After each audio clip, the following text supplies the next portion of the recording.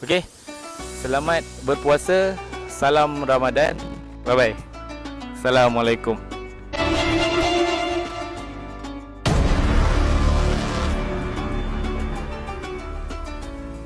Assalamualaikum. Selamat sejahtera kepada semua supporter dan customer-customer. Okey, 18 Februari tahun 2026, hari Rabu hari ni. So besok kita dah masuk hari Khamis. So hari Khamis ialah 1 Ramadan. So malam ni semua akan turun solat tarawih. Okey. Info penting nak bagi tahu ialah tentang waktu operasi sepanjang bulan Ramadan. Untuk sepanjang bulan Ramadan ni kami akan operasi setiap hari, cuti hari Jumaat saja. Untuk job, kalau ada job kita jalan, kalau tidak kita akan cuti setiap hari Jumaat. Cuma untuk minggu ni sahaja sepatutnya kita cuti hari Jumaat, 20 hari bulan.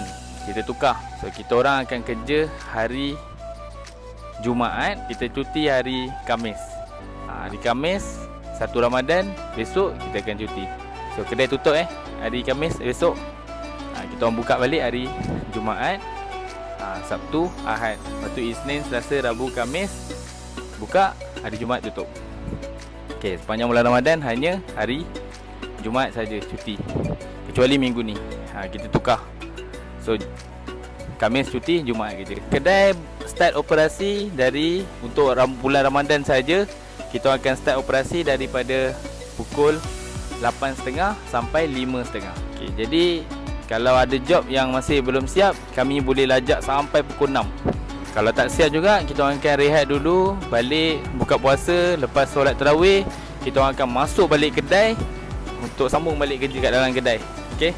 Kalau tak siap juga malam tu, kita sambung besok. Untuk hantar kereta, tuan-tuan dan puan-puan perlu hantar kereta waktu petang macam ni, sebelum pukul 5.30 lah. Job besok maksudnya petang ni dah kena hantar kereta. Ataupun kalau job besoknya, esok kena hantar kereta dalam pukul 8.30 atau pukul 9.30. Okey, macam tu.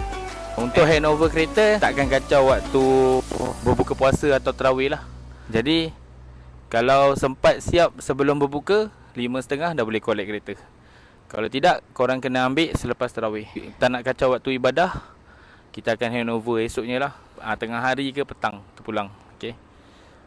Terima kasih support. Okey, yang mana nak support Roger boleh contact 0116526322, 0193776322 ataupun nombor admin saya 011333306322. Okey. Selamat berpuasa. Salam Ramadan. Bye bye.